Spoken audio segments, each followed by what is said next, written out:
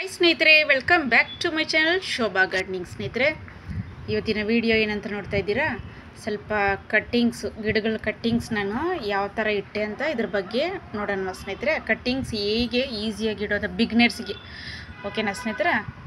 ಇದೆಲ್ಲ ನಾನು ಕಟ್ಟಿಂಗ್ಸ್ ಇಕ್ಕಿದ್ದು ಸ್ನೇಹಿತರೆ.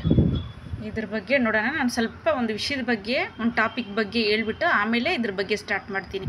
ದಯವಿಟ್ಟು ವಿಡಿಯೋನ ಸ್ಕಿಟ್ ಮಾಡಿದೆ ದಯವಿಟ್ಟು ನೋಡಿ ಸ್ನೇಹಿತರೆ. ಕರ್ನಾಟಕ ದೇಶದಲ್ಲಿ ದಯವಿಟ್ಟು ಗಾರ್ಡನರ್ ಚಾನೆಲ್ಗಳಿಗೆ ಯಾವುದಾದ್ರೂ ಇಂಪಾರ್ಟೆಂಟ್ ವಿಷಯಗಳು ಹೇಳಿರ್ತಾರೆ, ದಯವಿಟ್ಟು ಅದನ್ನು ಸ್ವಲ್ಪ ಆದರೂ ಕೇಳಿ.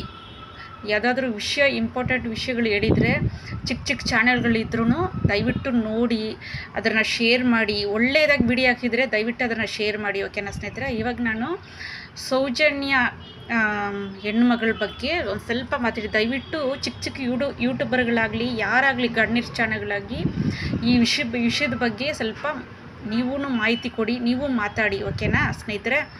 ನೋಡಿ, ನಾನು ಯಾವುದ್ರ ಬಗ್ಗೆ ಹೇಳ್ತಾ ಇದ್ದೀನಿ ಅಂದರೆ, ನೋಡಿ ಈಗ ಮಂಗಳೂರಾಗಲಿ ಇಲ್ದಿದ್ರೆ ಕರಾವಳಿ, ಕೊಡಗು, ಧರ್ಮಸ್ಥಳ ಈ ಕಡೆ ನೋಡಿ, ಆ ರೋಡ್ ನೋಡಿದ್ರೆ ನಾನು ಸ್ವಲ್ಪ ಯೂಟ್ಯೂಬ್ಗಳು ನೋಡಿದೆ. ಇವಾಗ ಯಾವ ಯೂಟ್ಯೂಬ್ನ ಓಪನ್ ಮಾಡಿದ್ರೂ ಅದೇ ವಿಷಯ ಬರ್ತಾಯಿದೆ, ಸೌಜನ್ಯ ಮಗಳ ವಿಷಯನೇ ಬರ್ತಾಯಿದೆ. ದಯವಿಟ್ಟು ನೋಡಿ, ಈ ಕಡೆಲ್ಲ ಹೆಣ್ಮಕ್ಳಿಗೆ ಸೇಫ್ಟಿ ಇಲ್ಲ. ಆ ರೋಡು ಅವರು ಆ ವಿಡಿಯೋದಲ್ಲಿ ನಾನು ನೋಡಿದೆ, ಯೂಟ್ಯೂಬರ್ ವಿಡಿಯೋಗಳನ್ನ.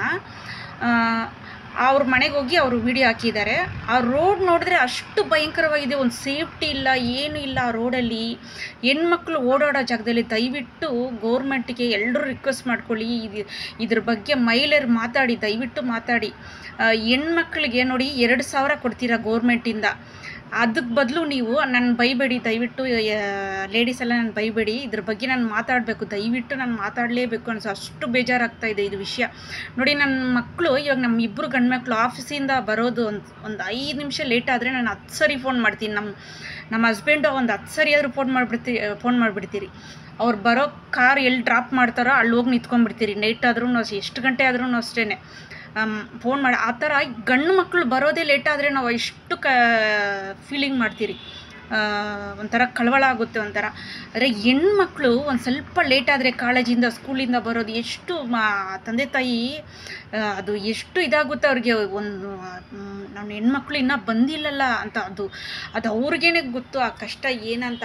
ದಯವಿಟ್ಟು ಗೌರ್ಮೆಂಟ್ಗೆ ರಿಕ್ವೆಸ್ಟು, ಮಹಿಳೆಯರ ಅಧಿಕಾರಿ ಇದ್ದರು ಯಾರಾದರೂ, ಲಕ್ಷ್ಮೀ ಹೆಬ್ಬಾಳ್ಕರ್ ಅವರು ಮೇಡಮ್ ಇದ್ದಾರಲ್ಲ, ಅವ್ರಿಗೂ ಅಷ್ಟೇ ರಿಕ್ವೆಸ್ಟು, ದಯವಿಟ್ಟು ಈ ವಿಡಿಯೋನ ದಯವಿಟ್ಟು ಶೇರ್ ಮಾಡಿ ಆದಷ್ಟು, ಓಕೆನಾ ಸ್ನೇಹಿತರೆ?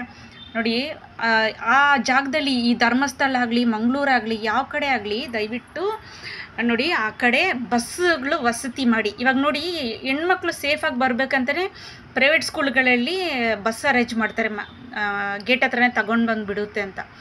ದಯವಿಟ್ಟು ನೋಡಿ, ಆ ಕಾಡು ಜಾಗದಲ್ಲಿ ಆ ಮಗಳು ಬರೋವಾಗಲೇ ಆ ಥರ ಆಗಿರೋದು.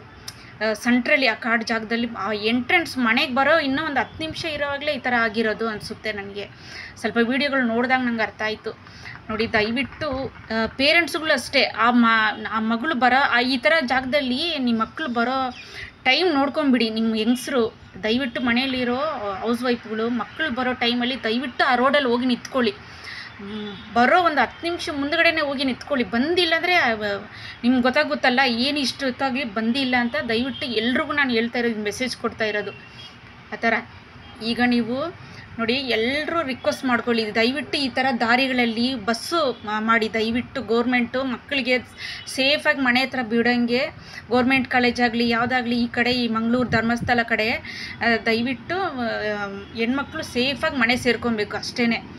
ದಯವಿಟ್ಟು ಇದ್ರ ಬಗ್ಗೆ ಮಾತಾಡಿ. ಆಮೇಲೆ ಎಲ್ಲ ವಯಸ್ಸು ಹುಡುಗರುಗಳಿಗೆ ದಯವಿಟ್ಟು ನೋಡಿ, ಮೊನಾಲಿಸಾ ಬಗ್ಗೆ ನೀವು ಎಷ್ಟು ವಿಡಿಯೋ ಆಗಿ ವೈರಲ್ ಮಾಡ್ತಾ ಇದ್ದೀರಾ, ಅದು ಪ್ರಯೋಜನ ಇಲ್ಲದ ವಿಡಿಯೋ. ನಾನು ದಯವಿಟ್ಟು ನಿಮ್ಗೆ ಹೇಳ್ತಾ ಇದ್ದೀನಿ, ಈ ಥರ ಹೆಣ್ಮಕ್ಳಿಗೆ ಈ ಥರ ಎಷ್ಟು ನೋಡಿ, ಡೆಲ್ಲಿನಲ್ಲಿ ಆಯಿತು, ಆಮೇಲೆ ನೋಡಿ ಮೆಡಿಕಲ್ ಸ್ಟೂಡೆಂಟು ಕಲ್ಕಟ್ಟಾನಲ್ಲಿ ಆಯಿತು. ಇದೆಲ್ಲ ಎಷ್ಟು ಆಗ್ತಾಯಿದೆ, ಎಲ್ಲ ಕೇರ್ಲೆಸ್ ಆಗಿದ್ದಾರೆ, ಗೌರ್ಮೆಂಟು ಕೇರ್ಲೆಸ್ ಆಗಿದೆ. ದಯವಿಟ್ಟು ಇದು ಹುಷಾರಾಗಿ ನಾಳೆ ನಿಮ್ಮನೆ ಹೆಣ್ಮಕ್ಳಿಗೂ ಈ ಥರ ಆದರೆ ಸುಮ್ಮನೆ ಇರ್ತೀರಾ? ಇಲ್ಲಲ್ಲ. ದಯವಿಟ್ಟು ಇದ್ರ ಬಗ್ಗೆ ನೀವೂ ಅಷ್ಟೇ ಗಂಡು ಮಕ್ಕಳು ದಯವಿಟ್ಟು ಆ್ಯಕ್ಷನ್ ತಗೊಳ್ಳಿ, ಓಕೆನಾ?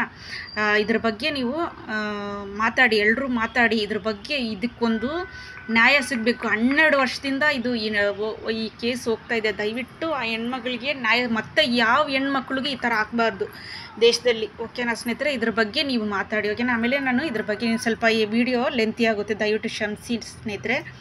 ನೋಡಿ, ಇದು ಇನ್ಫೇಷನ್ಸ್ ಗಿಡ ನೋಡಿ. ಇದು ನಮ್ಮ ಮ್ಯಾಕ್ಸು ಗಿಡದ ಮೇಲೆ ಜಂಪ್ ಮಾಡಿ ಇದ್ರನ್ನ ಮುರಿದಾಕ್ಬಿಟ್ಟ. ನಾನು ಇದ್ರನ್ನ ಏನು ಮಾಡೋದಂತ ಸುಮ್ಮನೆ ಇದರಲ್ಲಿ ನಾನು ಸುಮ್ಮನೆ ನೆಟ್ಟಿಕ್ದೆ ನೋಡಿ. ನಾನು ನಿಮಗೆ ಹತ್ರದಿಂದ ತೋರಿಸ್ತೀನಿ. ಅದು ಎಷ್ಟು ಚೆನ್ನಾಗಿ ಬರ್ತಾಯಿದೆ ನೋಡಿ ಸ್ನೇಹಿತರೆ. ನನಗೇನೆ ಆಶ್ಚರ್ಯ ಆಯಿತು. ಇದು ನೋಡಿ ಎಷ್ಟು ಚೆನ್ನಾಗಿ ಬರ್ತಾಯಿದೆ ನೋಡಿ.